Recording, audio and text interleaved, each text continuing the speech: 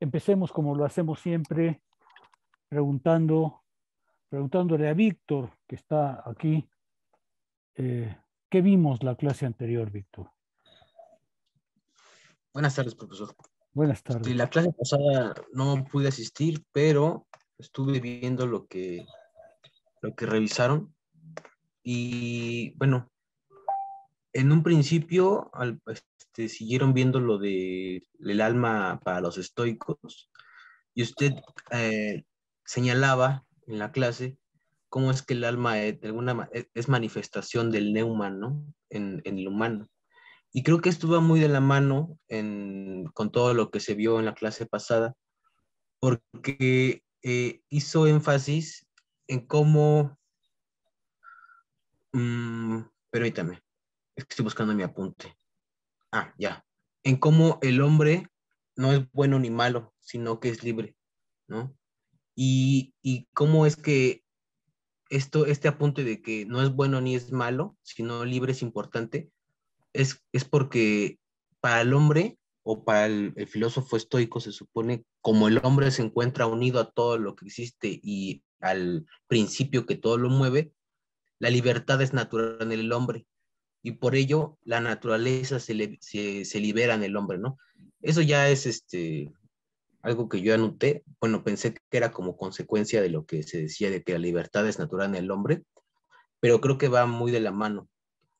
Y cómo es que dentro de este movimiento global, el ser humano como ser libre debe formarse, ¿no? Es una autopoiesis, era la palabra que usted utilizaba en la exposición.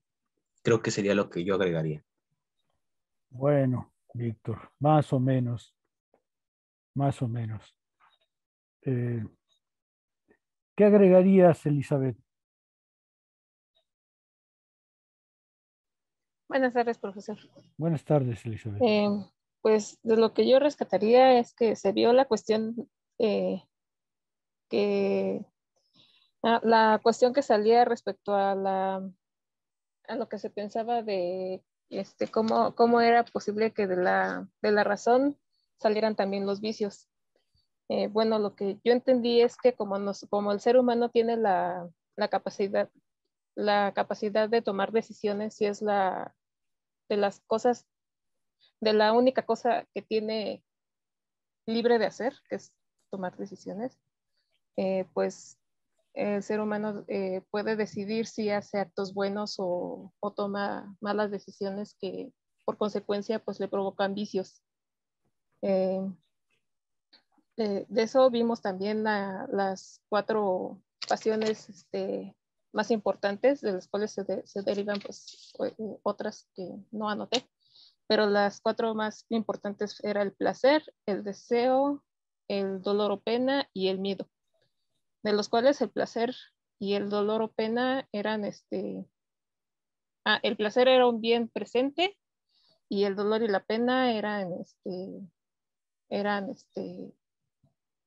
bueno, bienes relativos y malos relativos, el dolor y la pena de los presentes y de las pasiones futuras, pero si me estoy haciendo explicar, el deseo que era un bien relativo futuro y el miedo un mal a futuro. Nada más. Bueno, fue mejor que otras intervenciones, Elizabeth. ¿Qué agregarías, Owen?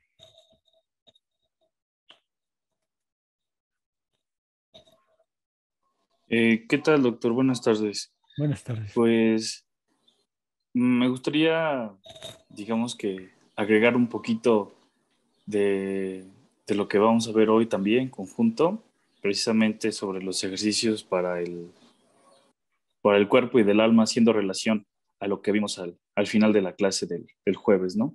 Que justamente los estoicos se referían que pues eran radicales, ¿no? Las posturas que ellos ejercían y lo que nos dice Adot, precisamente con los ejercicios que hacen, que buscaban ese cultivarse, ¿no? Y precisamente cultivaban tanto el cuerpo como el alma. Y yo creo que esto también puede hacer referencia a lo que una vez dijo Sócrates, que, que no solo se debe trabajar el cuerpo, ¿no? También el alma. Y precisamente se les enseñaba, pues se puede decir que los que eran en ese tiempo como soldados, también tenían ciertos conocimientos, ¿no? Que eran educados también físicamente como mentalmente, ¿no? Porque decía que un buen hombre era el que podía ir a la guerra. Y tal vez las características de Sócrates no le permitieron ir a la guerra por su fisonomía, ¿no? No, pero sí fue a la Pero guerra y fue muy valiente. Dicen las historias que fue muy valiente. Sí, sí fue a la guerra, Owen. entonces yo creo que no me acuerdo de qué libro lo tomé, entonces está equivocado, ¿no? Sí, sí, Porque pero sí decía fue. que la fisonomía de Sócrates era pues una persona muy baja, así como gordito, ¿no? Pues Que sí, no pero, tenía como un cuerpo escultural, se puede decir. pero según parece era valiente porque los que lo estudian dicen que mostraba en la guerra bravura Era y valeroso, ¿no? sí, sí, o sea, no, y luego, por supuesto, lo que le conocemos, ¿no? Bueno, continúa, por favor. Sí, y también precisamente hablan que la relación que manifiesta también Platón con el filósofo y la muerte, ¿no? Que el filósofo se desprende del cuerpo espiritualmente hablando, ¿no? Entonces, el, precisamente estamos hablando ahí también de lo que podrían ser los bienes, ¿no? Y cómo lo entendemos nosotros, que esos bienes vendrían siendo nuestros ejercicios del cuerpo y del alma, o vendrían siendo simplemente ese acercamiento a la virtud, ¿no? Como que me quedo como con esa duda, ¿no? De que realmente si esos ejercicios del alma y del cuerpo, ¿qué sentido tienen? Si es para acercarse a lo que se podría considerar la virtud o simplemente estamos viendo que simplemente se considera como un bien, ¿no? Así como lo vimos de que que los bienes que son del placer al futuro y también los males del presente y futuro, ¿no? Sí, ahorita vamos a ver el vínculo que se establece en todo eso, ¿no? Alexa, ¿qué podías agregar? Bueno, me parece que la sesión anterior el núcleo residió precisamente en la postura que tenían los estoicos respecto a las pasiones, ¿no? Como mencionaban que eran los sabios quienes carecían de pasiones, pero en realidad vimos que esta postura no va a estar tan apegada a lo que se proponían los estoicos, porque ellos no van a atentar contra las pasiones en el sentido de eh, quitarnos por completo de ellas, ¿no? Sino situarlas en la posición que les corresponde y dignificar a sí mismo pues lo que sería esta esencia humana, ¿no? Esta alma, este hegemonicón que básicamente va a corresponder a nuestra propia naturaleza de razonar, ¿no? Entonces, digamos que esta postura del sabio, más o menos retomando también la diferencia que Platón hizo en el banquete, no correspondería tanto a lo que los estoicos proponen, ¿no? En cambio, se trata pues de comprenderlos. Eh, si bien es cierto que somos seres pasionales, no se trata de limitarnos a eso, se trata de superar eso. Eh, en tanto que somos seres pasionales, los estoicos ven a estas pasiones como el mal, como la fuente de toda la infelicidad, ¿no? Pero en el sentido de que el alma, en cuanto está situada en las pasiones, se muestra pasiva. Y es precisamente esto lo que se trata de corregir con lo que mencionó como esta apatía, ¿no? Otra vez, no se trata de suprimir por completo las pasiones, se trata de moderarlas. No, a ver, Eh, déjame corregirte aquí porque es importante. Para los estoicos sí se trata de aniquilar la pasión, es decir, de no permitir que surja, no de moderarla, porque ellos piensan que los peripatéticos tienen una concepción de moderación de las pasiones que ellos no comparten. Para los estoicos, una pasión es un mal y un mal es un mal. chiquito, grandote, pero es un mal. Entonces ellos iban a buscar toda la terapia y todos los ejercicios espirituales consisten justamente en impedir que la pasión surja, ¿no? En acabarla desde su origen, en impedir que surja, ¿no? Ah, ok. Bueno, entonces eso sí toma más sentido en el hecho de que acomoden a las pasiones pues del lado del mal, ¿no? Sí, sí, totalmente.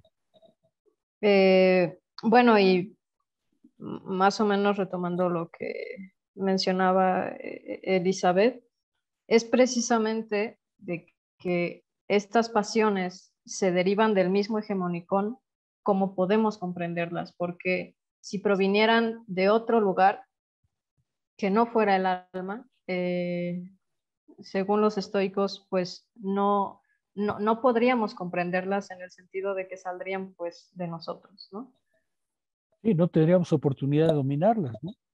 Si hay dos opciones ahí. O las pasiones vienen de otra parte que no es el alma, del alma racional, y entonces es imposible hacer nada con ellas, o bien las pasiones vienen del alma y entonces el alma es responsable de ellas. No hay más que esas dos opciones, ¿no? O bien se acepta que las pasiones vienen de una fuente ajena a la razón, pero entonces la razón no puede nada contra ellas, es totalmente indefensa, o bien las pasiones vienen de la razón y entonces la razón es a la vez la razón y la responsable de las pasiones. Y pues por eso que puede actuar sobre ellas, porque son su propia obra.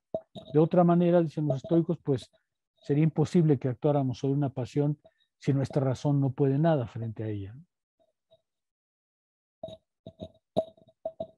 Sí, y precisamente finalizábamos la clase con este catálogo de las pasiones fundamentales, de cómo el placer y el deseo caían pues en estos bienes aparentes y el dolor el dolor, perdón, y el miedo caían en los males aparentes, en el sentido de la idea de las ideas adecuadas o inadecuadas que tuviéramos del bien y del mal, ¿no? Es decir, esto está un poco más apegado a la ignorancia respecto a lo que es el bien y a lo que es el mal. Y es por eso fundamentalmente que solemos errar en el momento en que le otorgamos a una pasión el carácter de bien, ¿no? Muy bien. ¿Qué agregarías, Eric? Bueno, doctor, hay muchas cosas que agregar.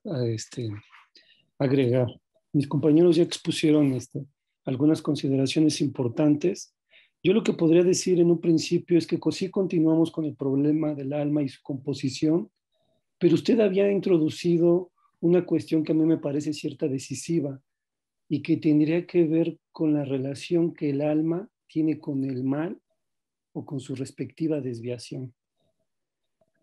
A ver si lo entiendo correctamente, se trataba de una cuestión fundamental porque si bien para otro tipo de cosmovisiones esto no implica ningún problema, puesto que se parte del supuesto de algún tipo de transgresión originaria que explicaría pues la cuestión del asunto, para el estoicismo, por el contrario, el punto entrecruza el problema fundamental que ya había tocado Alexa, ¿no es cierto? Y que tiene que ver con el uso legítimo de la libertad. Visto de esta manera, el ser humano por su razón decide su camino en la vida moral. Es libre tanto de acertar como de equivocarse. Solo que la cuestión radica pues como enjuiciar entre lo bueno, lo malo y lo indiferente.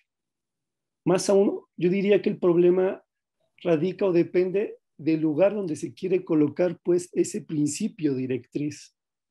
¿No es cierto? Así el ser humano es libre y justo, y porque es libre y justo es capaz de separarse de su propia naturaleza y equivocarse.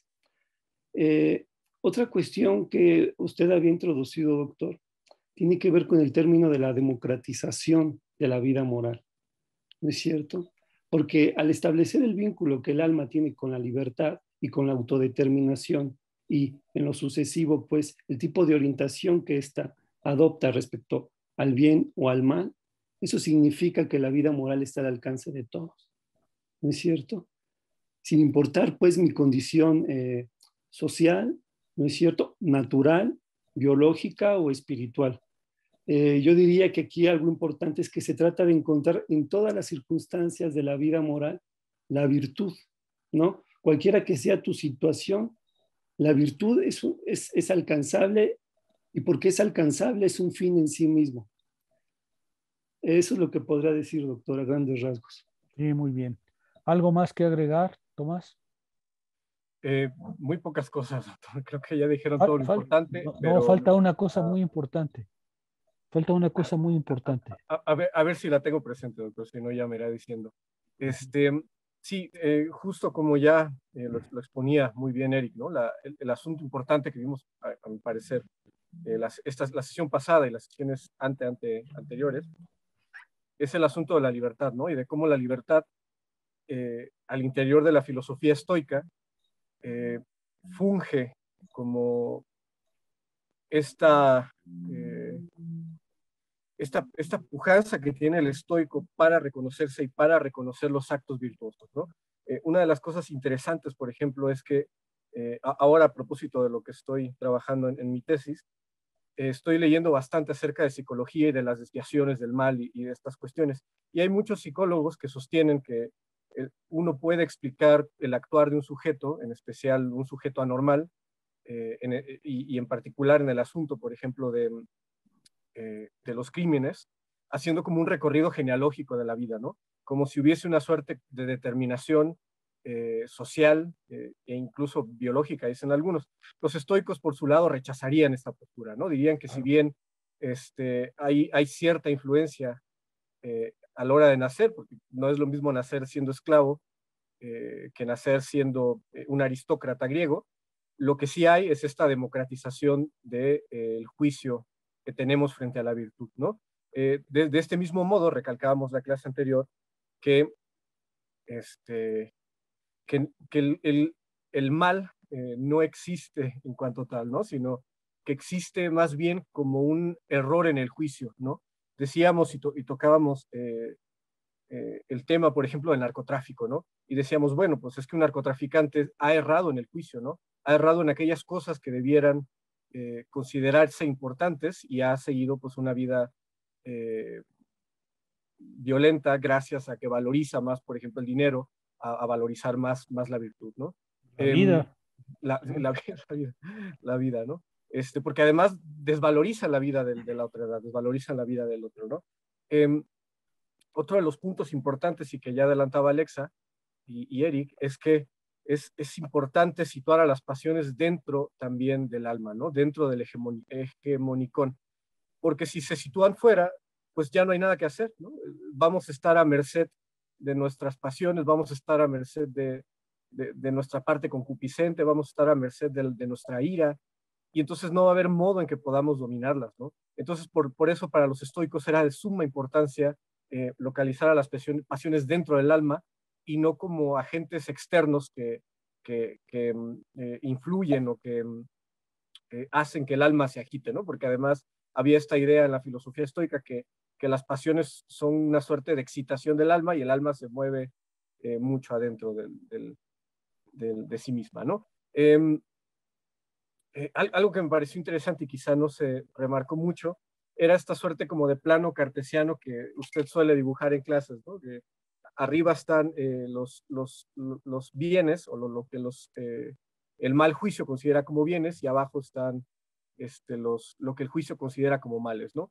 Tenemos de un lado los juicios, las cosas que pensamos que son buenas, pero en el presente, entonces ese es el placer, ¿no? Yo me recuerdo, por ejemplo, cuando, ya lo veremos seguramente, cuando vayamos a ver a Marco Aurelio, y Marco Aurelio dice, bueno, pues es que, por ejemplo, hay gente que sufre por el sexo, ¿no?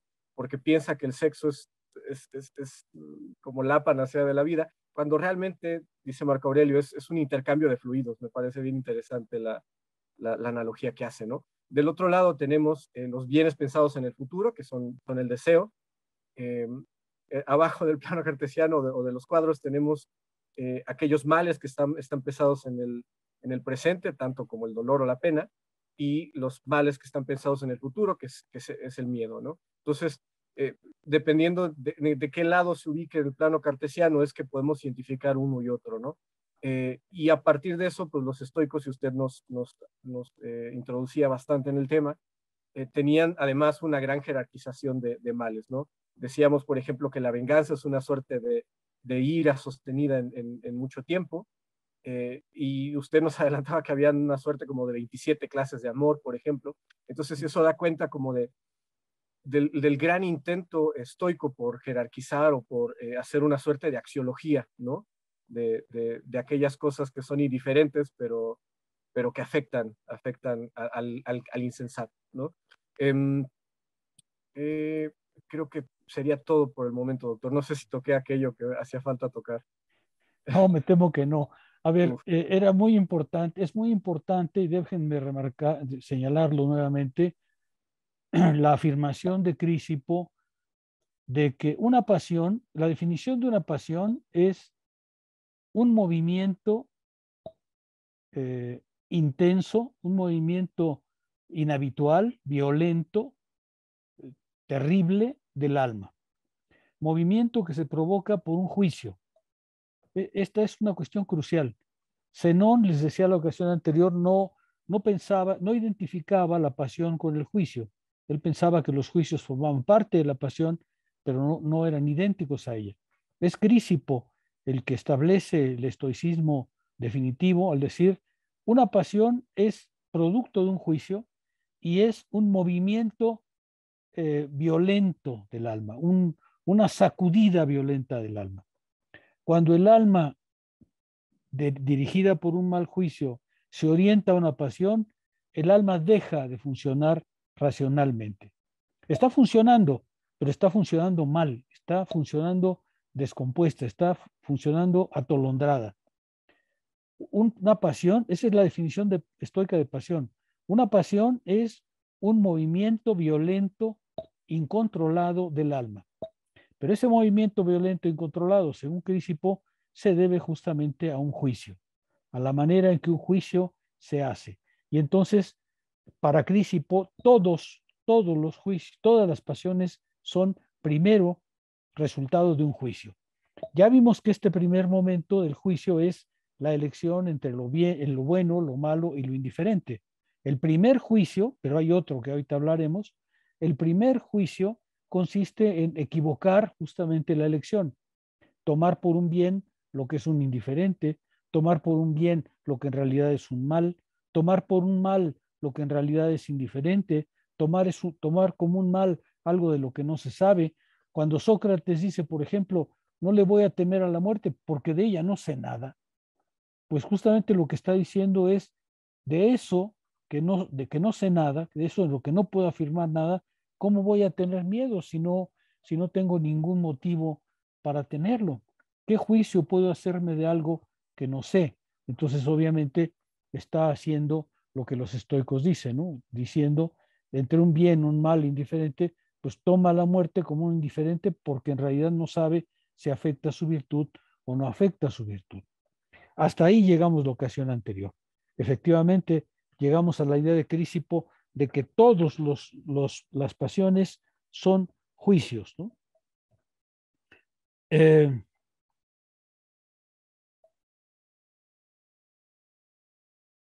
Para los estoicos, pues ya voy a entrar al texto, ya voy a entrar a la materia de hoy. La pasión es pasividad. Y nosotros hacíamos el símil de la enfermedad, porque la enfermedad es algo que se sufre, ¿no es cierto? Es pathos. Y entonces la pasividad es la parte en la que uno no decide qué es lo que va a pasar. Y en ese sentido una pasión es pasividad, pero una pasividad que a diferencia de la enfermedad no es deseada. Una enfermedad es algo que uno no provoca. En cambio, una pasión es resultado de nuestro hegemonicón. La pasión parece depender de nosotros tanto en su intensidad como en su duración. La pasión parece depender de nosotros tanto en su intensidad, es decir, qué tanto nos entregamos a la pasión, como a su duración, cuánto tiempo vamos a estar entregados a la pasión. Y a diferencia de la enfermedad, dicen los estoicos de manera muy graciosa, a veces el apasionado no quiere curarse, Mientras de la enfermedad sí queremos curarnos todos, de una pasión no necesariamente. Si ustedes le dicen al enamorado, pues fíjate que a la enamorada, por ejemplo, fíjate que tu enamorado está bien feo, pues eso no le va a hacer cambiar de punto de vista, ¿no? Simplemente no quiere ser curada. Y entonces, dicen los estoicos, una pasión, a diferencia de la enfermedad, no es algo que quiera ser curado. Para los estoicos, pues, la responsabilidad de la pasión está en la libre elección del juicio de los individuos, de manera que la razón es causa de su mal funcionamiento, y puesto que la pasión hace sufrir, la razón y el alma son verdugos de sí misma. Esa es la paradoja estoica, ¿no?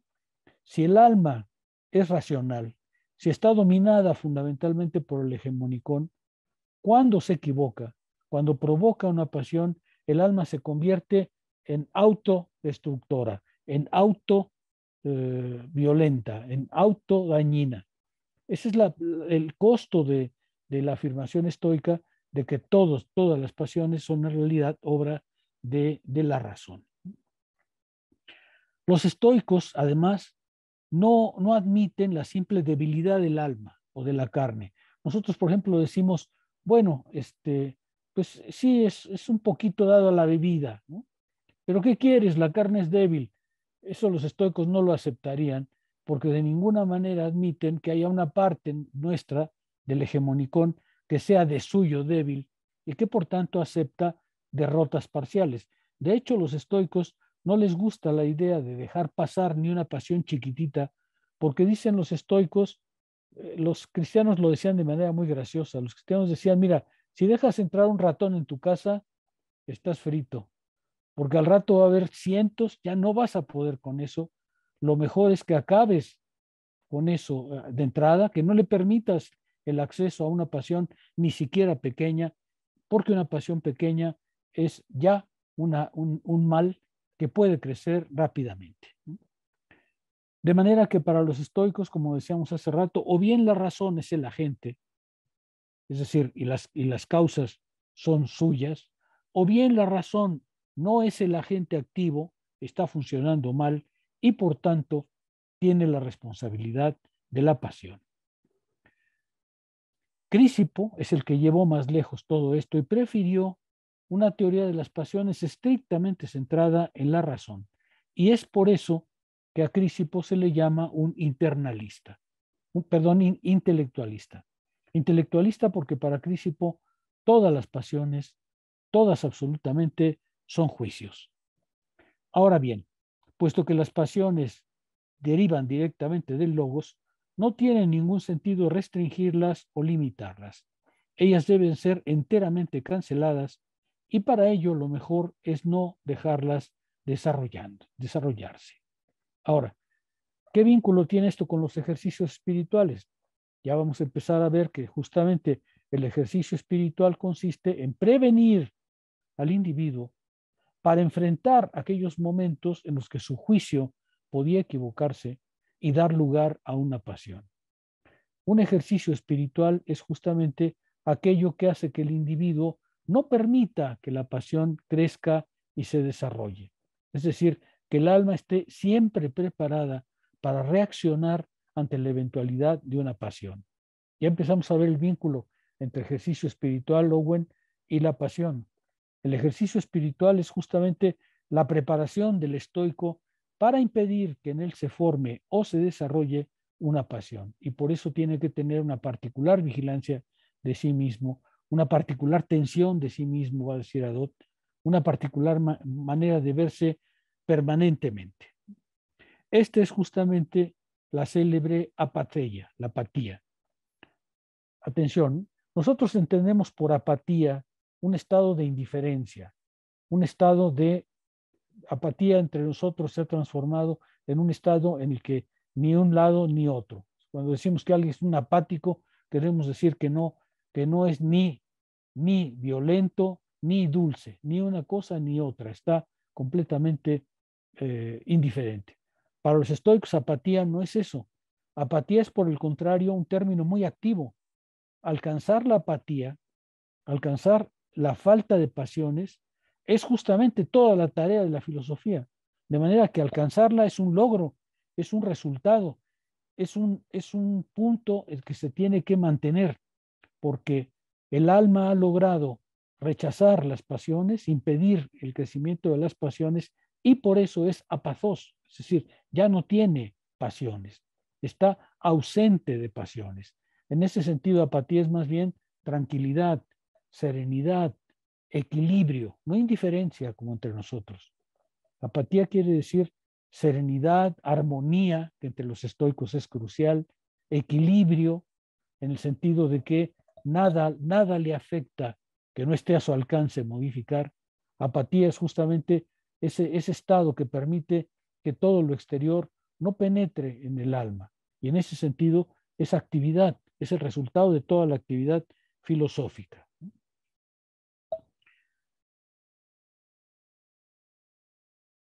Pero Crisipo introdujo una modificación que resultó muy interesante, porque dijo, el primer elemento y el más característico es que todas las pasiones son juicios, como Crisipo lo decía, y que en ese sentido los juicios son determinantes. Crisipo, pues, se opone a la doctrina de las partes del alma y difiere entonces de la idea de que el ser humano no es responsable de sus actos. Hace años, una alumna, Cristina, que ustedes conocen, por algún motivo no alcanzaba a ver la importancia que esto tenía en torno a la responsabilidad. Y ella se preguntaba si para los estoicos el sujeto era responsable de sus actos. Pues por supuesto que sí. El sujeto es responsable de sus juicios y por supuesto de sus actos. Y aquí Crisipo no le retira ninguna responsabilidad. Para Crisipo no hay manera de decir, pues fue mi mala cuna, fue mi mala leche, fue mi mala educación. No, para Crisipo la responsabilidad es lo que tú haces con tu alma, lo que tú preparas, lo que tú haces en fortalecer tu alma, los ejercicios espirituales que haces para que tu alma sea suficientemente fuerte para impedir ese crecimiento, de manera que el tonus que tú le des a tu alma es crucial para los juicios que vas a hacer.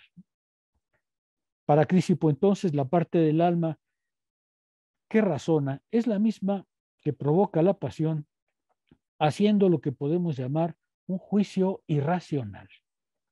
Ahora, juicio irracional suena extraño porque ellos han dicho que la razón está en todos los juicios, pero es que irracional aquí no quiere decir privado de razón, sino como por ejemplo en el caso de los animales, una acción de los animales es irracional porque está privada de razón, sino en este caso es anormalmente racional. Es decir, un juicio irracional es un juicio de un alma que está perturbada. Ay.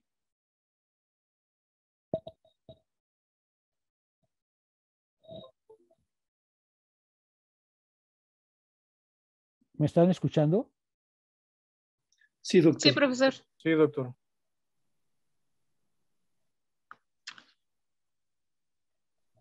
Bueno, decíamos que juicio irracional no es un juicio privado de razón, sino es un juicio en el que la razón está actuando perturbada, pero está presente. Por ejemplo, los estoicos dicen, hay quien se protege diciendo, pues llegué a un estado de furor tal que cometí una violencia inadmisible. Por ejemplo, el señor Smith que va y cachetea al otro ante millones de personas. Él podía decir, pues es que en realidad su comentario provocó en mí una ira momentánea, tal que fui y le di un golpe. Y entonces se escudaría en la ira momentánea que lo dominó, en la cólera que lo dominó. Y los estoicos decían, no, a ver, tú te levantaste, caminaste recto hacia él, y cuando lo tuviste a la distancia, pácatelas. Y luego te regresaste muy orondo a tu lugar. Así que no me digas que no razonaste. Claro que razonaste. Si no hubieras razonado, hubieras actuado como loco, pero no fue así.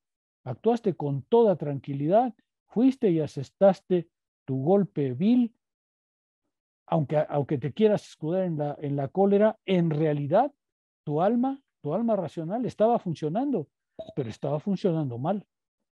estaba funcionando y te dijo, acércatele, ve recto a él, dale un golpe, finge después que te regresas a tu lugar sereno. En realidad estás actuando con la razón, pero con una razón perturbada. ¿Sí se ve lo que quiere decir juicio irracional? Los estoicos no pueden decir, pues es que fue un momento de arranque. Vamos a ver que ellos tienen una concepción muy interesante, porque dicen que el primer momento, ahorita vamos a hablar de eso, el primer momento de cólera puede llegar. Hasta los sabios, dice él, hasta los sabios, dicen los estoicos, puede en un primer momento tener un impulso violento, pero sabe contenerlo. No se entrega a él, ¿no? La sangre hierve, sí, pero la razón puede dominarla. Y en el caso de que no la domine, es la razón la responsable. Pero aquí viene lo interesante. No todo error de juicio provoca una pasión. Para que haya una pasión, dice Crisipo, tiene que haber un segundo juicio. El primer juicio dijo, esto que es un bien, esto que creo un bien, debo buscarlo. Y no es un bien, elegí mal. Esto que creo un mal, lo elijo. Esa ya es un primer juicio equivocado. Pero dice Crisipo, que tú te equivoques en un juicio no provoca una pasión. Lo que provoca una pasión es un segundo juicio que viene inmediatamente después del primero, que corresponde a una afirmación que dice, y está bien que yo me entregue a eso. Entonces aparece una pasión. Esto es muy interesante porque Crisipo dice que hay dos juicios en una pasión, no nada más uno. El primer juicio es un juicio de equivocación, llamémoslo así, un juicio epistemológico, ¿no? Yo creo que irme al antro a beber es un bien. Bueno, pues es un mal juicio. Pero ese juicio en sí mismo no es una pasión.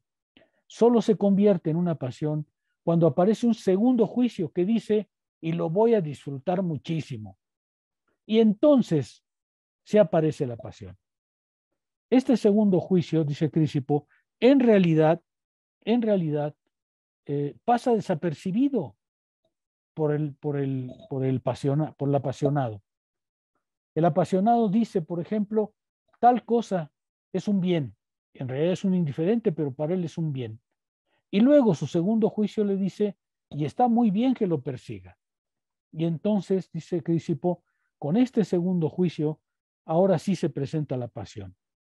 Tú te puedes equivocar en tu primer juicio, diciendo, eso que está frente a mí es un bien, cuando en realidad es un indiferente. Pero un segundo juicio dice, y está muy bien que lo persiga. Va en mi beneficio que lo persiga.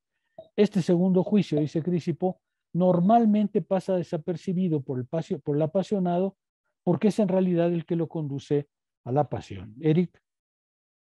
Perdón, doctor, este tránsito entre un juicio y otro, ¿cómo se le denominaría? ¿Arrepentimiento, autorreconocimiento?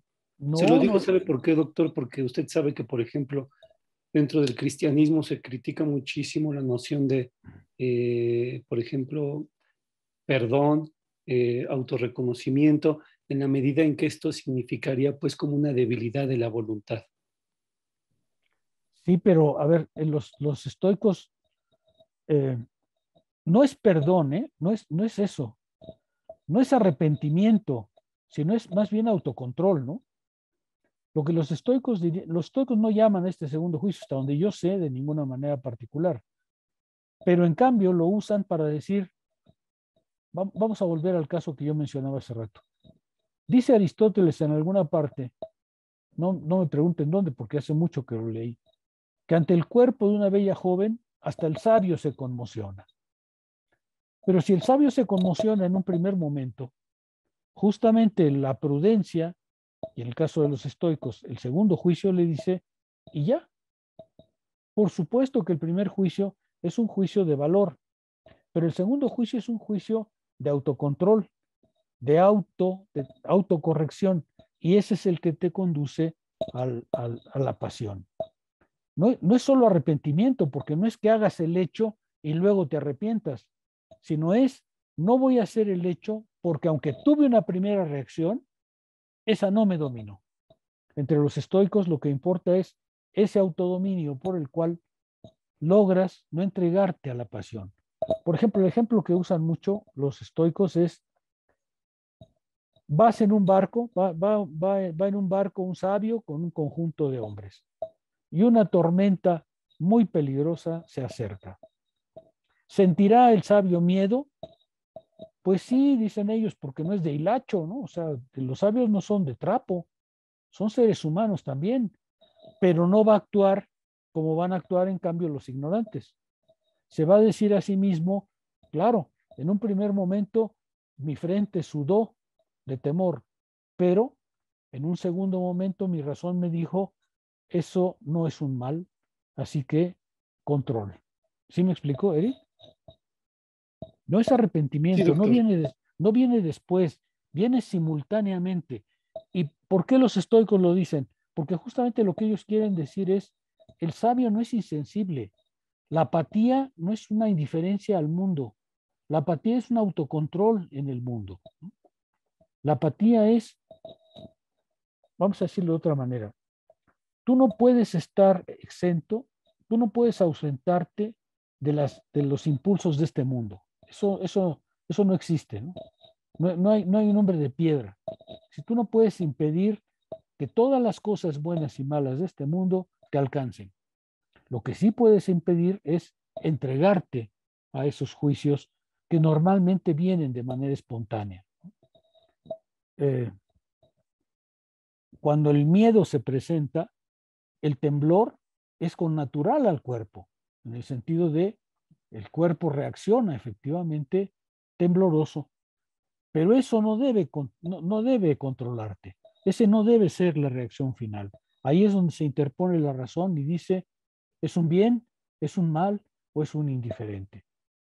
Y eso es lo que los estoicos dicen con este segundo juicio, que a mí me parece muy interesante porque va a decir Crisipo: en la cura es importante distinguir los dos juicios, porque por un lado tú tienes que decirle al individuo: está muy mal que te entregues a esa pasión, y por la otra, y fíjate que el objeto de tu pasión no vale la pena.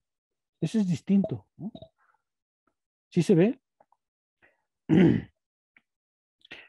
El juicio, pues, de la pasión contiene en realidad dos momentos diferentes, o se compone de dos juicios, el segundo de los cuales normalmente es inconsciente para el sujeto. Además de las pasiones, los estoicos aceptan tres que podríamos llamar afecciones positivas, que se oponen a las pasiones. Por ejemplo, ellos aceptan la alegría, la circunspección y la voluntad. La alegría se opone al placer. La circunspección se opone al deseo, y la voluntad se opone al miedo. Es decir, lo que dicen los estoicos es: hay afecciones positivas. No toda tribulación es una pasión, porque las hay positivas, pero estas se oponen directamente a las pasiones que conocíamos previamente. La única pasión que no se puede controlar es la pena, porque dicen ellos que la pena es un mal, algo que consideras un mal. Recuerdan que la definición es: la pena es un mal juicio acerca de algo que es considerado malo en el presente. La pena es un mal, algo que es considerado mal y que está colocado en el presente. Y contra eso, dicen ellos, pues en realidad no hay antídoto, porque la pena, estando en presente y siendo un mal juicio, pues no hay manera de contraponerle algo. Lo que se le contrapone a la pena es simplemente el estado del tonus espiritual. La alegría se llama jará o gaudium, la circunspección se llama eulabeia o contritio, y la voluntad se llama boulesis o voluntas. Por tanto, para los estoicos, lo fundamental es erradicar las pasiones, y por ello, y aquí es donde ya empiezan los ejercicios espirituales, y por ello la doctrina se prolonga en una serie de ejercicios y recomendaciones para guiar, para ayudar a los insensatos que somos todos.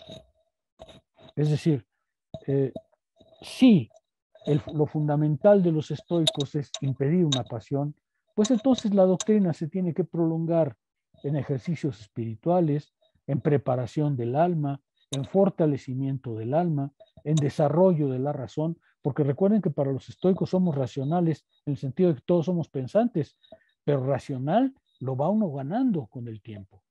Es la razón la que gradualmente se educa a sí misma sabiendo cuáles son las cosas a perseguir, cuáles son las cosas a evitar, cuáles son los fines que deben ser buscados, cuál es la verdadera virtud. De manera que para los estoicos, efectivamente lo que tiene que haber es la prolongación de la doctrina en una serie de ejercicios espirituales preparatorios justamente para poder resistir a la irrupción de la pasión.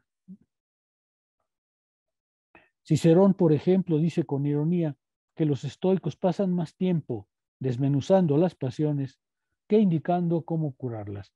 Pero es que ya vimos que en realidad lo que hacen los estoicos es decir, si tú describes una pasión, por ejemplo, la cólera es una ira envejecida, bueno, pues ya sabes, ¿no? Ya sabes lo que tienes que hacer.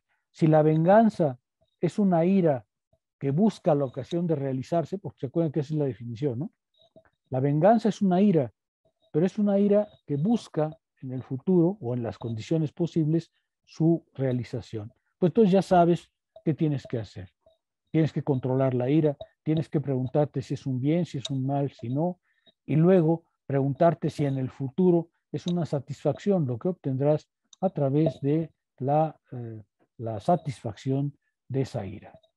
Es decir, en realidad, la descripción de los estoicos de cada pasión está vinculada a su cura, porque si sabes cuál es la afección, pues en principio sabes qué es lo que puedes hacer, aunque las más de las veces el alma atribulada ya no logra salir de ese estado, ¿no? Y por eso, justo por eso, es mejor prepararse previamente que sufrir una pasión y tratar de curarse.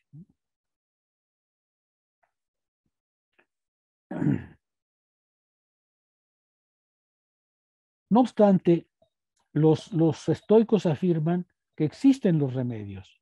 Los medios de cura también existen y cabe la responsabilidad al guía espiritual o a la comunidad o al maestro buscar los medios para curar al apasionado.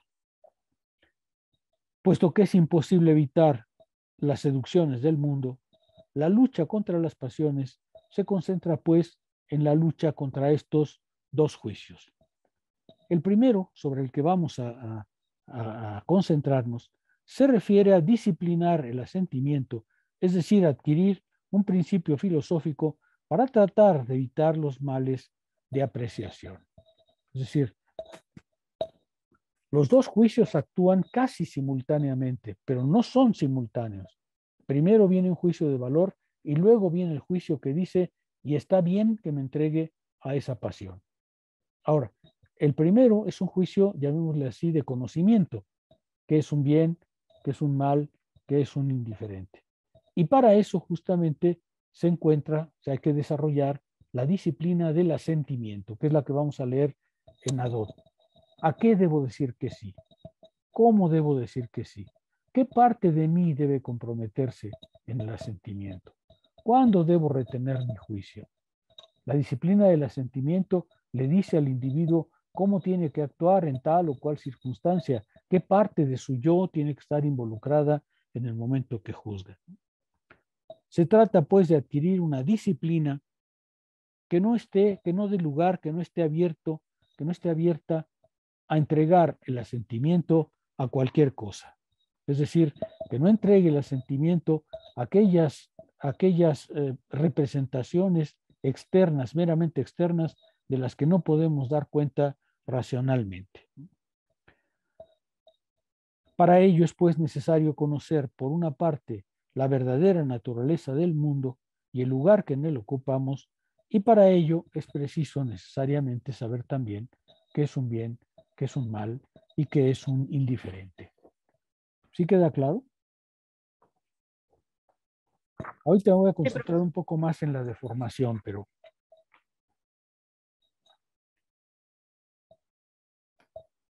si es fácil comprender la disciplina del asentimiento, En cambio, es mucho más difícil comprender la forma irracional del juicio, que ya vimos que existe, un juicio irracional.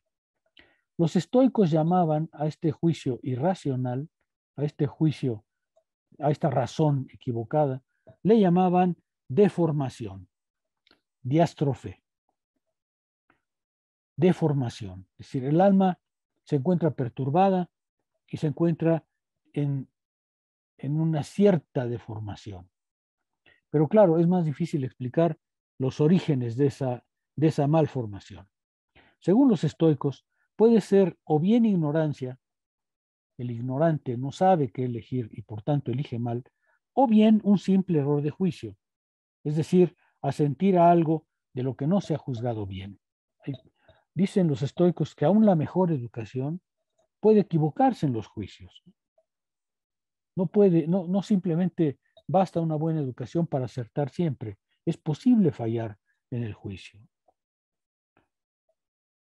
Puede ser también, dicen ellos, por una influencia exterior, pero entonces se requiere que haya en el individuo una cierta intemperancia. Déjame decir porque esto es muy interesante. Para los estoicos, las cosas externas no nos afectan sino en función del alma que tenemos. Es decir, si tú tienes un alma fuerte, todo lo exterior no te tocará. Pero si tú tienes un alma débil, un tonus mal formado, pues entonces vas a estar expuesto a todos los vientos. De manera que para los estoicos es muy importante, sobre todo muy importante decir, si tienes el alma suficientemente fuerte, las cosas de fuera no te tocan. Ahora, esta es una afirmación estoica muy bonita porque dice, mira, las cosas de fuera no pueden influirte sino si tú estás mal o bien preparado. Las cosas de fuera no tienen valor en sí mismas, solo lo tienen en función de tu estado del alma. Las cosas de fuera, todas son indiferentes, pero depende de tu estado espiritual, depende del estado de tu alma, cómo te afecta. Esa tesis es muy bonita entre los estoicos porque dicen, date cuenta que las cosas de fuera no tienen valor ni no valor, simplemente son. Eres tú, con el estado de tu alma, el que les entrega valor o no valor. Un Mercedes-Benz no es en sí mismo un bien, es simplemente un coche, pero depende del estado de tu alma. Cuando digas, por ejemplo, qué bonito, ya cometiste un error de juicio. Al Mercedes-Benz le da igual ser bonito o feo, él simplemente es como lo hicieron. Pero es el estado del alma el que juzga, el que le da acceso a eso. Y por eso los ejercicios espirituales son fundamentales. El estado de tu alma le va a dar acceso o no a todos esos impulsos externos de un mundo que de todas maneras no puedes evitar. Si el estado de tu alma es malo, pues entonces cualquier influjo exterior, cualquier lagartija, se convierte en casa mayor. Es muy importante entonces tener presente justamente que solo el estado de tu alma te dice si vas a cazar un animal grande o un animal pequeño, porque solo el estado de tu alma decide efectivamente del valor de la cosa externa. ¿Sí queda claro? Esta es una tesis estoica muy importante. Tú levantaste la mano, Gwen.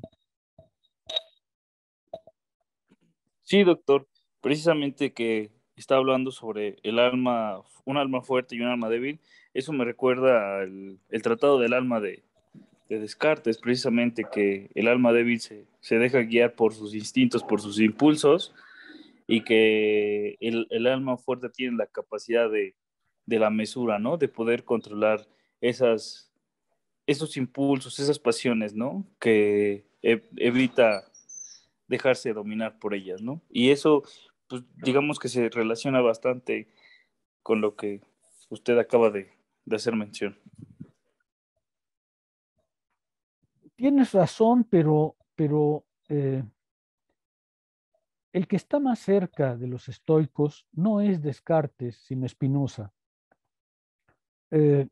Spinoza se opone a la idea cartesiana de que hay una separación entre el alma y el cuerpo y que por tanto la pasión puede afectar una de esas partes indiferentemente. Spinoza cree, como los estoicos, que toda pasión es fundamentalmente una acción del alma razonante, del alma racional. Y en ese sentido, Spinoza está mucho más cerca de los estoicos que Descartes, ¿no? Pero sí, hay que tener claro que en la primera modernidad el problema del control de las pasiones se ha vuelto uno de los temas fundamentales, ¿no? Es cierto. Aquí lo importante, sin embargo, la tesis que yo quisiera dejarles clara es esta que me parece fundamental. Las cosas de fuera no te tocan, no tienen por qué tocarte. Eres tú quien les da acceso. Eres tú quien les da acceso. Las cosas de fuera no juzgan, eres tú el que juzga. Y si juzgas mal, le vas a dar acceso a cosas de fuera que son indiferentes y las vas a juzgar mal y te vas a perder en la ansiedad, en la desesperación. ¿Por qué? Porque no supiste juzgar y le diste a la cosa un acceso que no merecía. Déjenme, hay un ejercicio estoico muy bonito que no van a encontrar en Adot, fácil, que no recuerden, no lo menciona. Hay un ejercicio muy bonito que los estoicos usaban y que luego los cristianos tomaron. Decían los estoicos, mira, cuando venga un pensamiento a ti, deténlo en la puerta, pon un guardián en tu corazón, pon un guardia, igual que un soldado en una puerta, pon un guardia en tu corazón. Y cuando llegue un pensamiento, lo mismo que cuando llega un extranjero, le preguntas, ¿eres amigo y vienes en son de paz o eres enemigo y vienes en son de guerra? A cada pensamiento que se te venga, ponle ese freno, ¿no? Y entonces pregúntale, ¿vienes en son de paz o vienes en son de guerra? Y entonces sabrás si lo dejas entrar o no. Así controlarás tus pensamientos. Así puedes decirle a tus pensamientos, tú que vienes en son de guerra, no entras, no te dejo pasar, ¿sí? Claro, tú no puedes evitar las influencias de fuera, pero sí puedes evitar que entren en ti. Y para hacerlo, lo que tienes que hacer es colocar, como dicen los estoicos, un guardián en tu corazón, de manera que le diga al pensamiento malo, no entres. Esto entre los cristianos, bueno, tuvo un éxito fenomenal. Los anacoretas del desierto se la pasan luchando con sus pensamientos, ¿no? Y por ejemplo, una de las estrategias que usaban era rezar todo el tiempo. Bueno, sobre todo recordar los salmos. ¿Se acuerdan ustedes que los salmos son, creo que 170 o 150 y tantos por ahí? Entonces lo que le decían al monje es, pásatela todo el tiempo recordando los salmos. Cuando acabes con una serie, empiezas otra vez. Y cuando acabes con eso, empiezas otra vez, para que tengas siempre tu pensamiento volcado hacia Dios y no permitas que ningún pensamiento extraño entre. La estrategia era similar a esta, ¿no? Coloca un guardia en el corazón y dile, ¿vienes en son de paz o no vienes en son de paz a ese pensamiento? Combatir pues las pasiones, de eso se trata el estoicismo, y no solo de moderarlas, no se trata de moderarlas. Los estoicos piensan que la pasión es siempre un mal. En efecto, los estoicos no son indulgentes como otras doctrinas que consideraban que ciertas pasiones eran a veces necesarias y hasta útiles. Por ejemplo, los peripatéticos decían que para un boxeador la ira, la cólera, estaba bien, el furor, porque le permitía ser más violento en el combate. Pero los estoicos respondían, no, el boxeador que se deja dominar por la ira pierde, ¿sí? El que se enoja pierde, dirían los estoicos.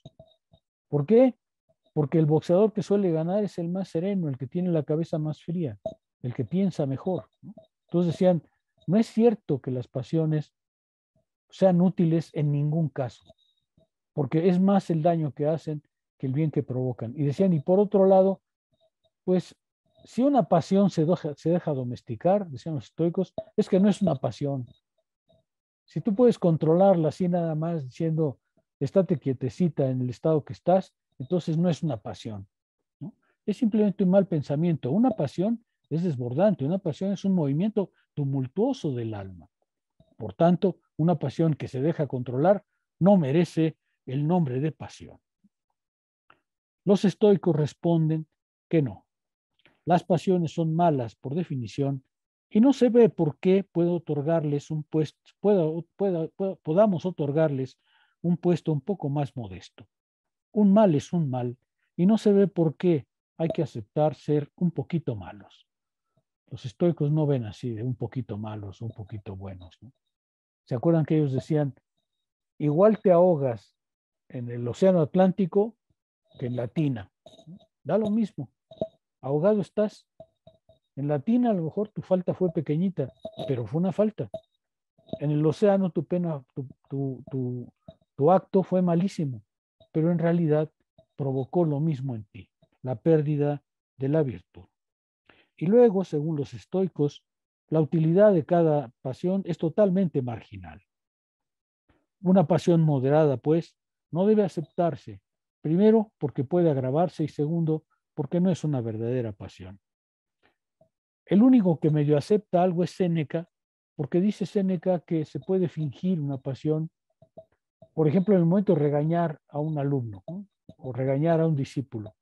Entonces se puede fingir, o regañar a alguien, a un esclavo, por ejemplo, ¿no? Se puede fingir la cólera para efectos de curación, pero ese es un fingimiento, ¿no? Y solo en esos casos lo acepta Séneca, ¿no? La cólera puede servir, dice él, en un momento de castigar, pero salvo eso, los estoicos no son nada indulgentes. ¿Vamos bien? Voy a insistir un poco más en las pasiones para que espero que ya hayan visto el vínculo con los ejercicios espirituales. La pasión es el mal, es un vicio. La pasión siempre es un mal. Y no debes permitir que entre una pasión en ti porque después no vas a poder controlarla. De manera que lo fundamental es que te ejercites, que te prepares para impedir el acceso de una pasión. Que te prepares en el juicio y luego que te prepares en el tonus del alma, en el hegemonicón, en su sentido fuerte. El primer juicio, pues, se refiere al bien, al mal o a lo indiferente. Este juicio puede llevar a ciertos actos condenables, pero no propiamente a una pasión. Por ejemplo, un mal juicio se puede usar cuando uno quiere evitarse el castigo de un robo, por ejemplo, ¿no? Entonces, para evitar el castigo, mientes o haces algún acto deshonroso. Sí, dicen los estoicos, es un acto deshonroso, pero no es aún una pasión. Una pasión es perdurable, una pasión se asiente en el alma, una pasión daña al alma permanentemente. Es este segundo juicio el que provoca justamente el surgimiento de una pasión. Todos los momentos irracionales se explican así. Una decisión que es voluntaria, que encuentra una satisfacción en un cierto tipo de relación ante el primer juicio. Esta me parece una descripción bastante precisa, por eso la introduzco.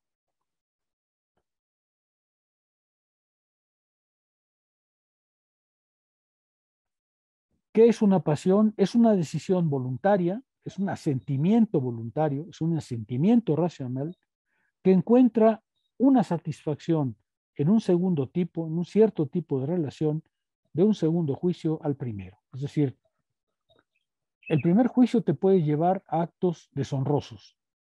El segundo juicio te lleva a una pasión. Porque dice, y eso que hice me provocó satisfacción. ¿Sí?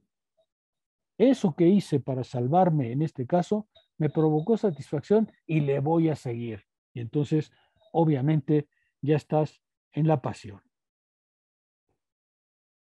El apasionado suele decir en su segundo juicio, conviene que yo actúe de un cierto modo a este pretendido bien o mal. Vean ustedes, Crisi, pues, a mí me parece bastante simpático e inteligente, ¿no? Dice, en realidad el apasionado comete dos juicios. Primero, cree que algo externo es un bien. Y segundo, obtiene su satisfacción en perseguir ese bien. Entonces sí, ya se entregó a la pasión. Entonces sí, su alma va a empezar a tener movimientos involuntarios e incontrolables, ¿no?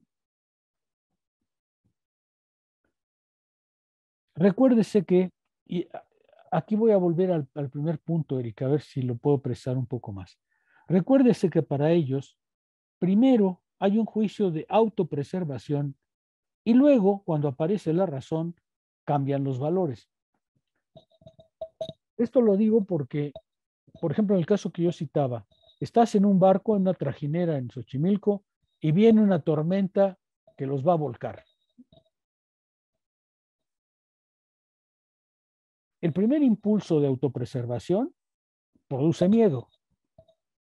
Pero ese primer impulso de autopreservación, que es perfectamente natural, no debe guiar tu conducta. Aparece entonces ya la razón que ha cambiado de valores y te dice, la vida no es lo más importante. Lo más importante es los 4 principios cardinales, que son la justicia, la sabiduría, la templanza y el valor. Es decir, tienes que comportarte de tal manera que aunque el peligro es real, tú sepas cómo actuar ante el peligro. Y en ese sentido, pues, la razón ya se impuso sobre el primer juicio, que fue un juicio instantáneo, un juicio de autopreservación, un juicio que dijo, bueno, pues amenazan mi vida, ¿no es cierto? Otra vez, esto es importante porque los estoicos dicen que el sabio no es insensible, ¿eh? El sabio no es de piedra, no ha dejado de ser humano. El sabio va a sudar cuando sienta que su vida está en peligro. Lo que no va a hacer es entregarse a la pasión del miedo.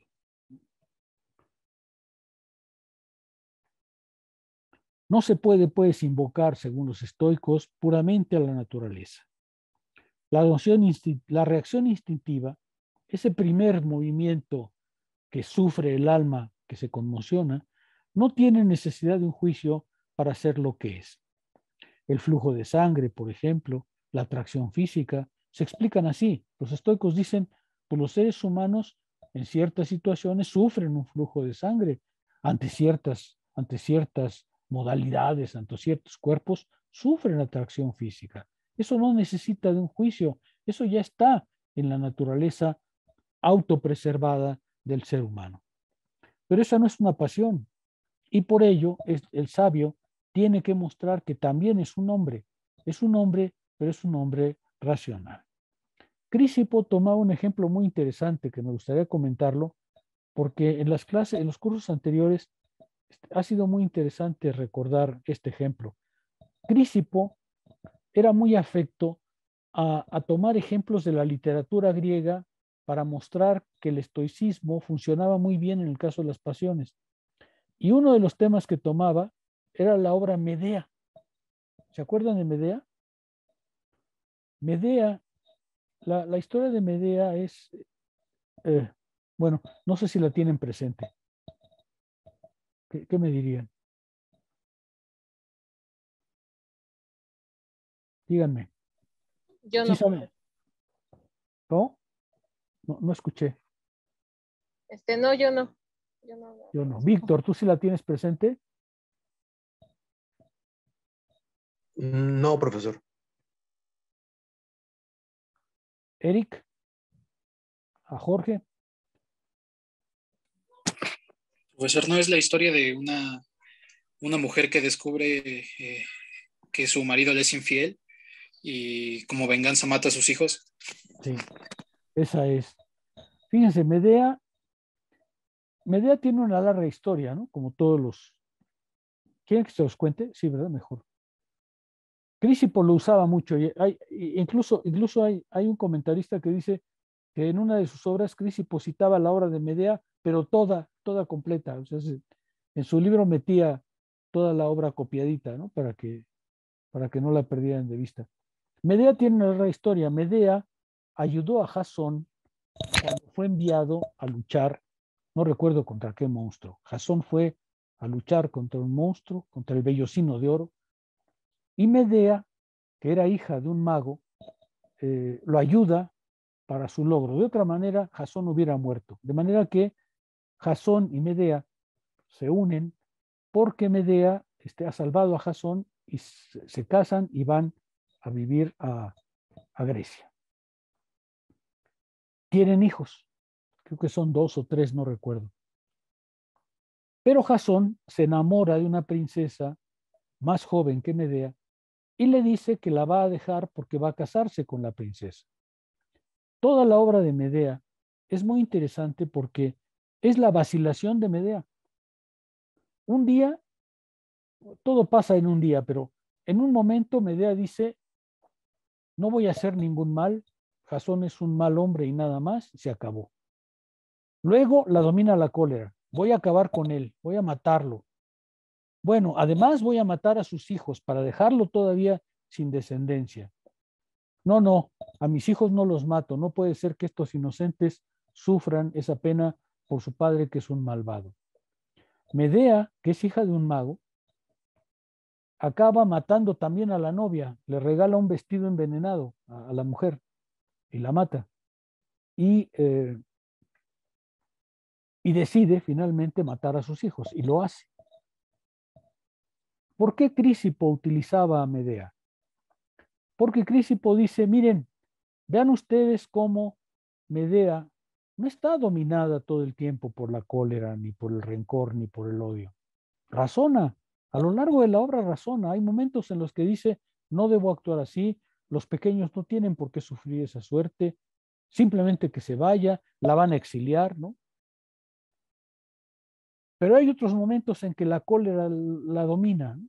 Y entonces elige que es mejor hacer sufrir al padre y al matar a la novia, a la que va a ser consorte de su esposo, antes que perdonar, antes que sufrir la pena de ser abandonada.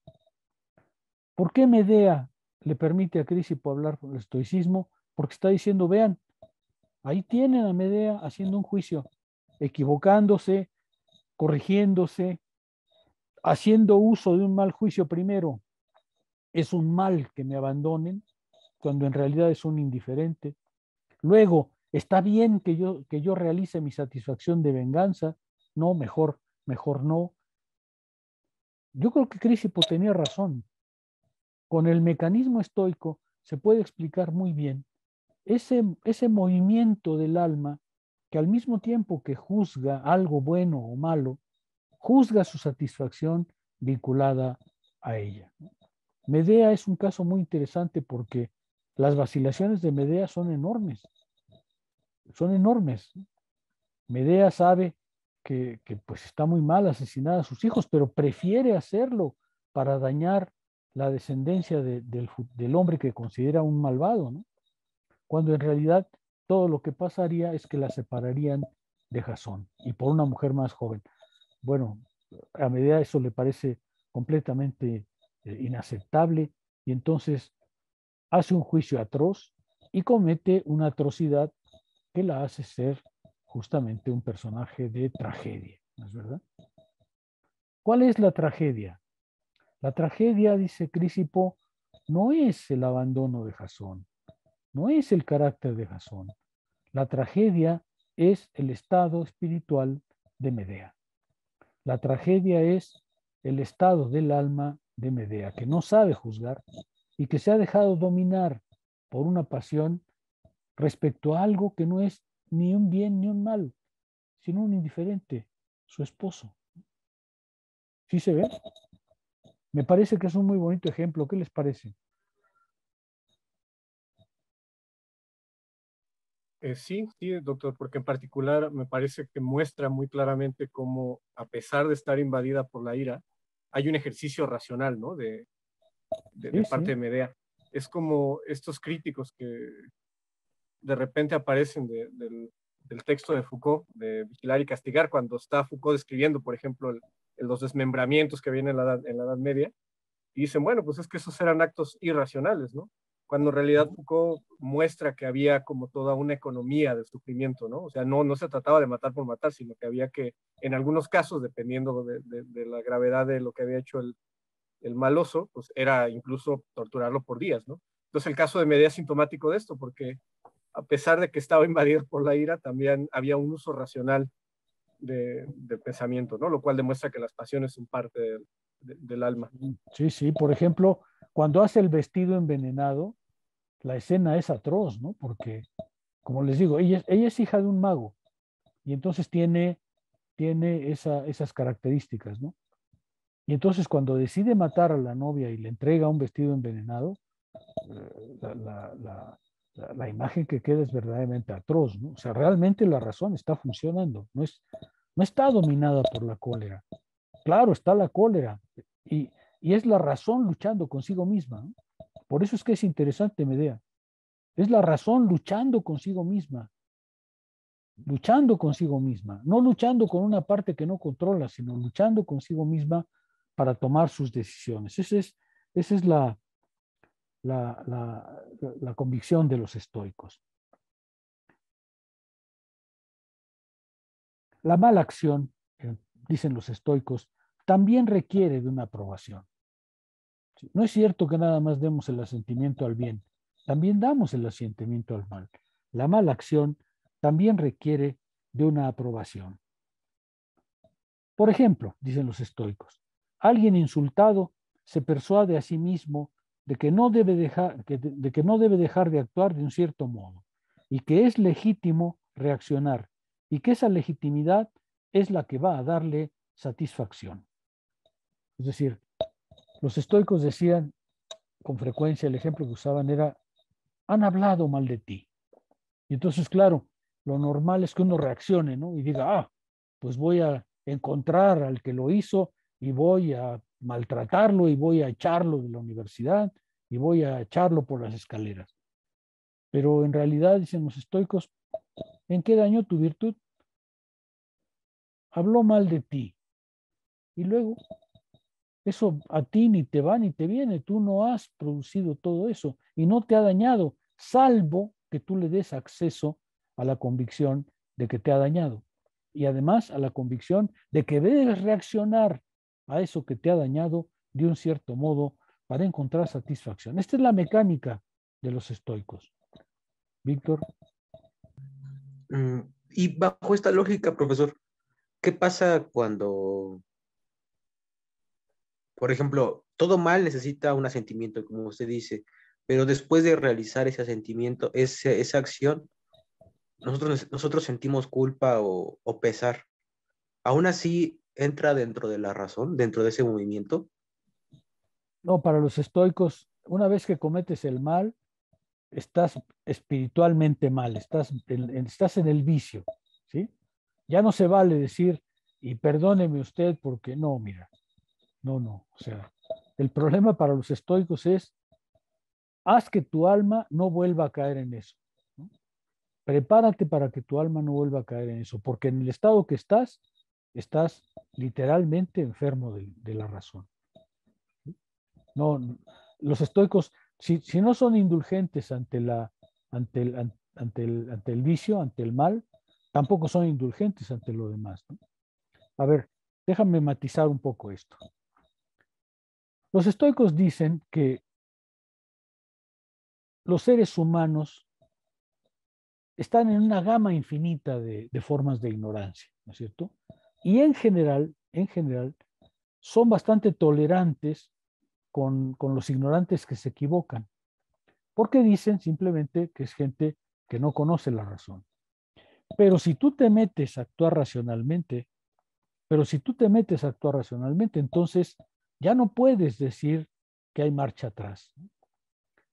Acuérdate que cuando tú tienes que asumir tus responsabilidades, tú tienes que asumir una serie de actos, esos que llaman cafecón, que son tu deber de hombre racional. Y tu deber de hombre racional tiene que ser, decíamos en su momento, una conducta casi de reflejo, una conducta que de tu buena intención salga tu acción. Si tú tienes el alma preparada, entonces no hay ninguna razón para que de la buena intención, de la buena alma que te has formado, surja un mal. Cuando surge un mal, lo que denota es que tu alma no es la que desea ser. ¿Por qué? Porque lo fundamental es que para cumplir tu deber lo hagas como reacción instantánea, como reacción refleja.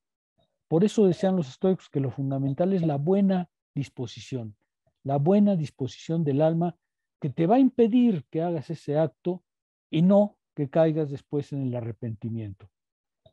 Alguien que, voy a responder un poco como la pregunta que hacía Owen. Alguien como Spinoza, por ejemplo, dice directamente que el arrepentimiento es un mal pensamiento. El arrepentimiento no se vale. El arrepentimiento no es un pensamiento positivo.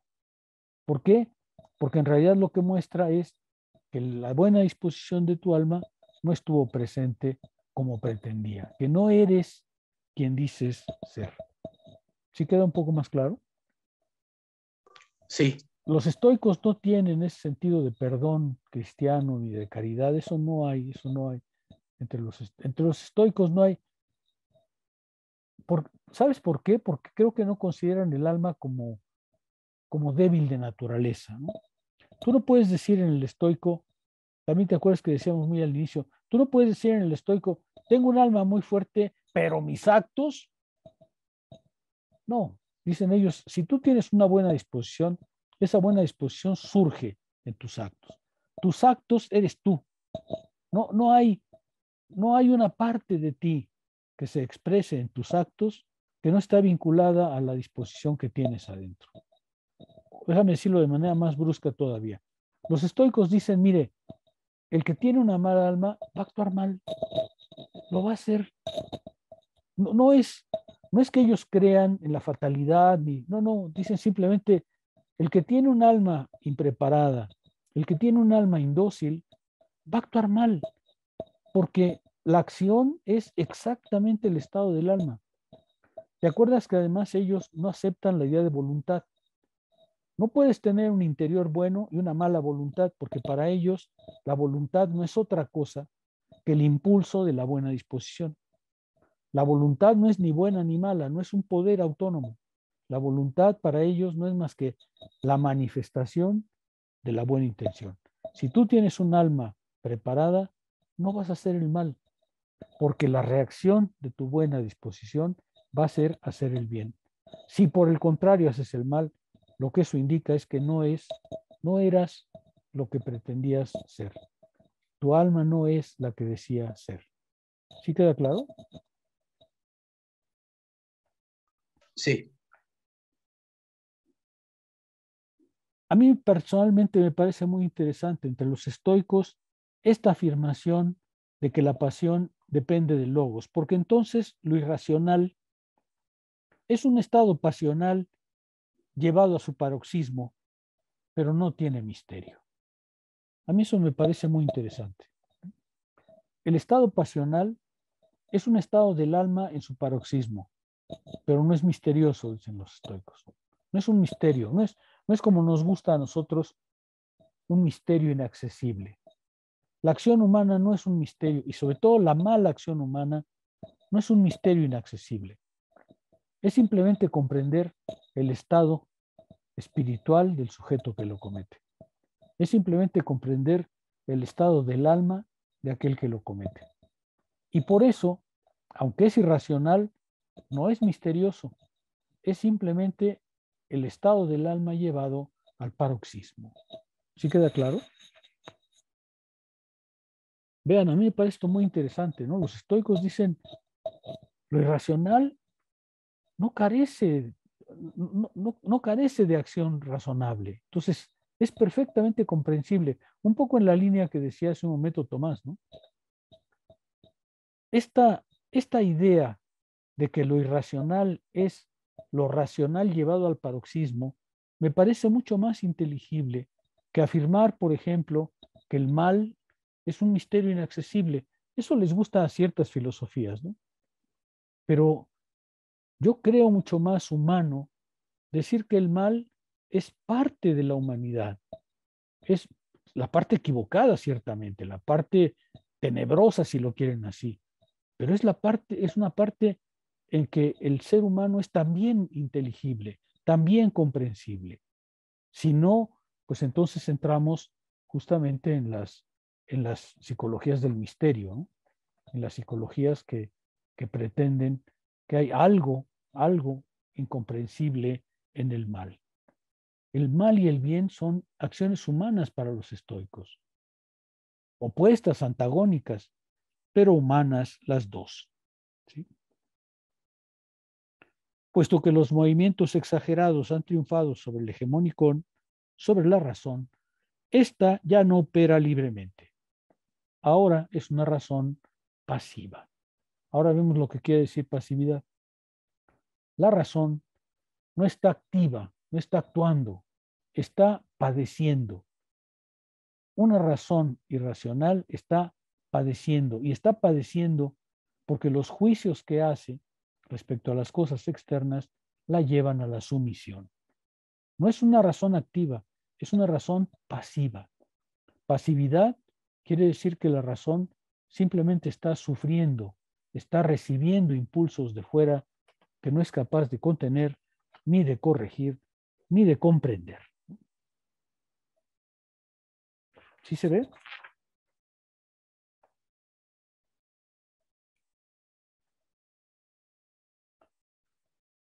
Me llevé toda la clase de hoy y no entramos en ejercicios espirituales todavía. ¿Qué les parece?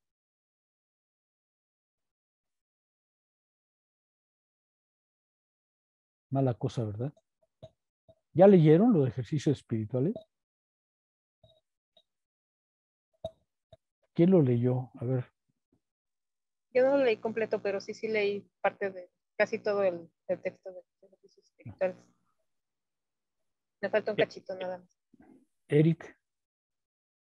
Sí, doctor, sí lo leí. Tomás, yo creo que ya lo conoces. Víctor, ¿lo leíste? No, profesor, no. ¿No sabías o no tuviste oportunidad? No, no sabía. Ah, es que no viste la clase pasada tampoco completa, ¿no? Porque ahí sí advertimos que ya había que leer. Sí, no la pude ver completa hasta ahora. Ya. Víctor. Bueno, quedan 10 minutos, entonces voy a terminar con esto y la próxima clase ya iniciamos con ejercicios espirituales. ¿Está bien? ¿Están de acuerdo? Sí, profesor. Bueno, los estoicos piensan que es preciso comenzar por la teoría, porque es más fácil convencer a alguien antes que las pruebas de la vida no lo desvíen de la razón. Es decir, los estoicos creen que es mejor empezar por la teoría, es mejor empezar por los dogmas estoicos, porque una vez que estás enfrentado a las pruebas de la vida, pues la teoría no siempre puede salir adelante. Un espíritu instruido y persuadido de la verdadera naturaleza de los bienes y los males, quizás enfrente las pruebas de la existencia mejor que un ignorante. Por eso hay que empezar por la teoría. Los estoicos eran la escuela más exigente desde el punto de vista conceptual de la antigüedad. Por eso los escépticos, por eso los cínicos los tenían como rivales, ¿no? Porque los cínicos que decían que la virtud se consigue simplemente cambiándose la ropa, es decir, tirando todos los bienes y poniéndose un tribón, pues eran justo lo antagónico de los estoicos que decían, tienes que conocer toda la teoría, tienes que conocer todas las razones de la teoría para que veas por qué tu conducta tiene que ser la que ser. Pero los estoicos pretendían que era mejor preparar al individuo antes que los golpes de la vida lo pusieran a prueba. Una vez puesto a prueba, ahorita verán que ellos tienen una manera de actuar frente al pasional, ¿no?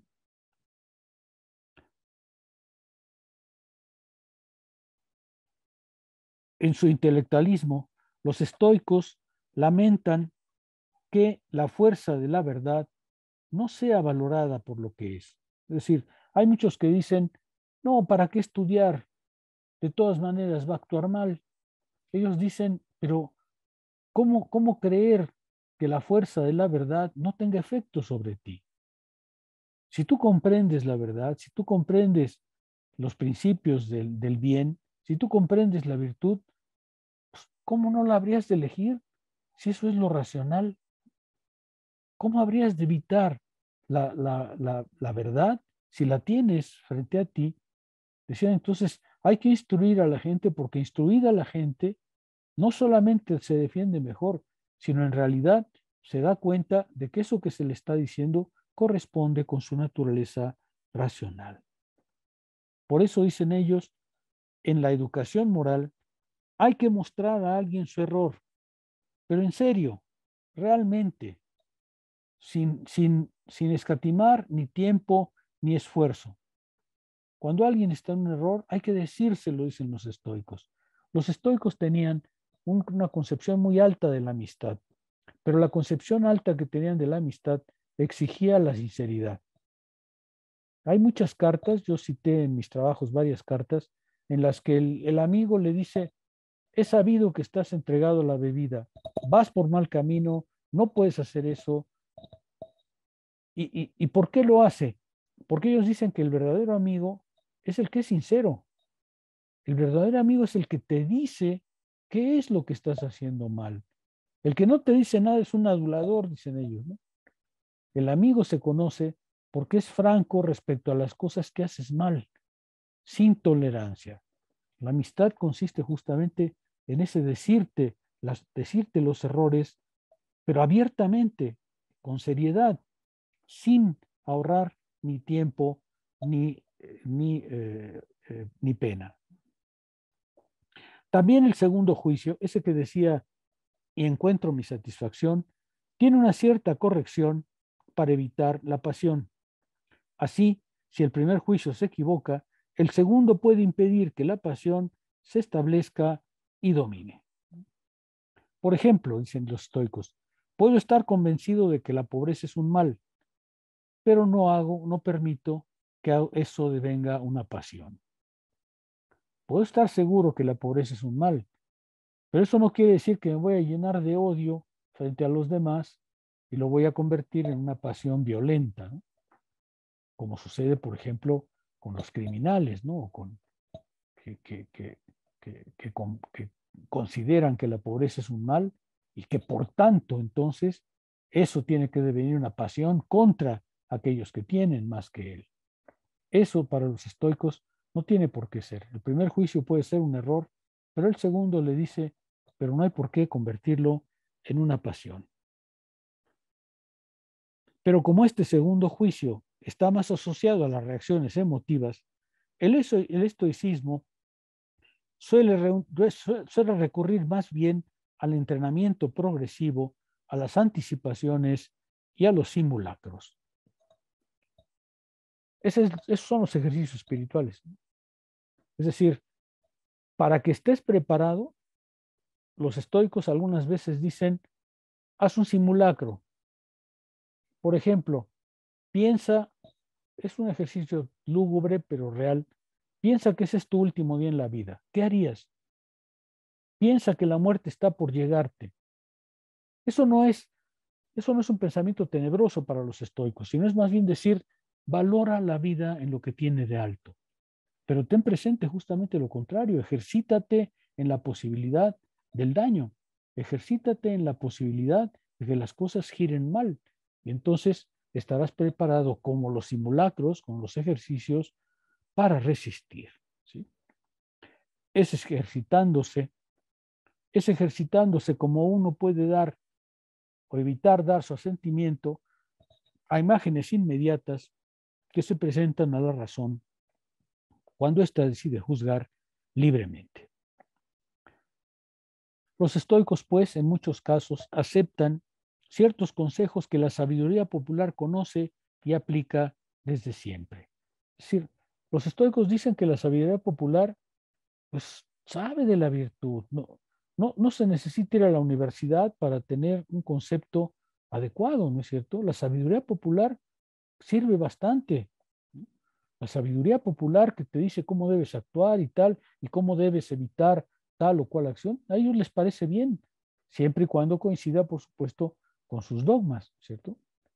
Pero ellos no consideran que la sabiduría popular es a desdeñar, porque la estética sería cosa de una clase o de un grupo preparado o de un intelectual. Para ellos no, para ellos la sabiduría popular también acierta en la corrección del mal. Pero este pragmatismo en los estoicos tiene bases teóricas y el discípulo, además de la sabiduría popular, puede encontrar siempre justificación para sus actos en los principios dogmáticos de la escuela.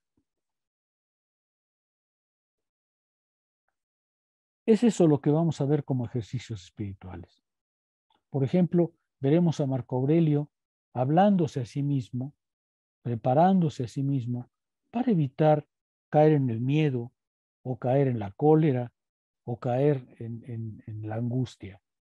Hablándose a sí mismo, preparándose a sí mismo, haciéndose consciente de sí mismo para evitar caer en esos estados.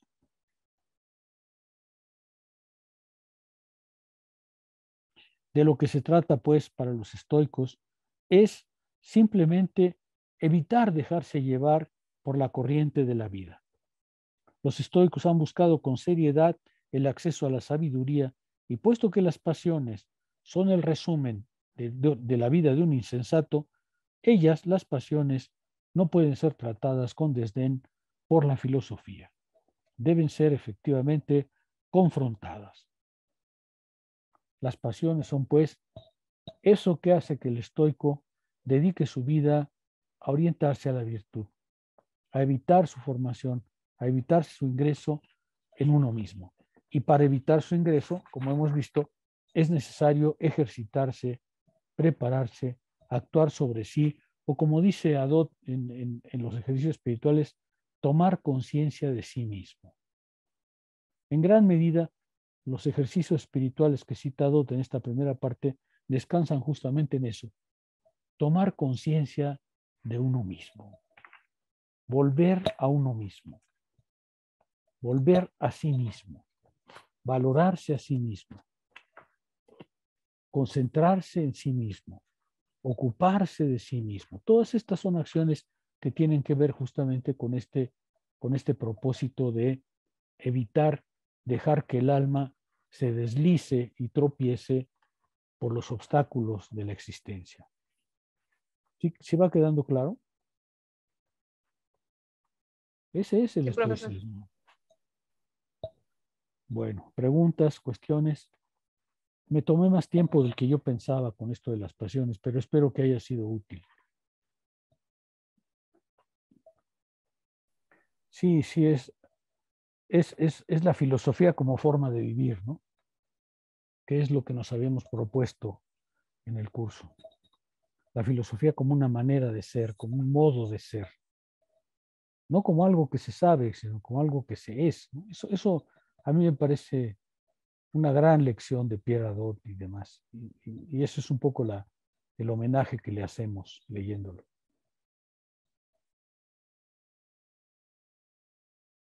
¿Algún comentario adicional?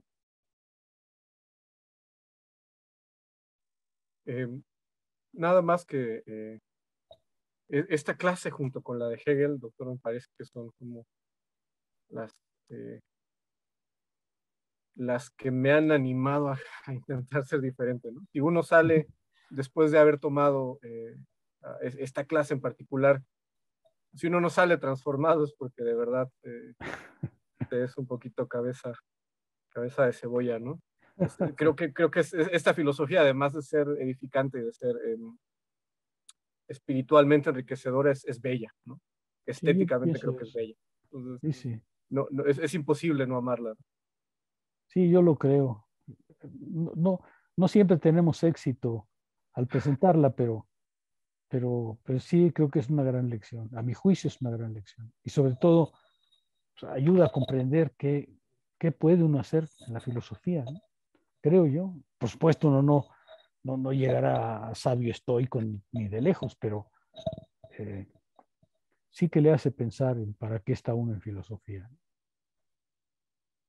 Bueno, pues muy bien. Bueno, pues si no hay ninguna pregunta, nos vemos entonces el jueves. Ahora sí, con el texto de Adot en la mano, empezaremos ya con él directamente, salvo las preguntas de rigor. ¿De acuerdo?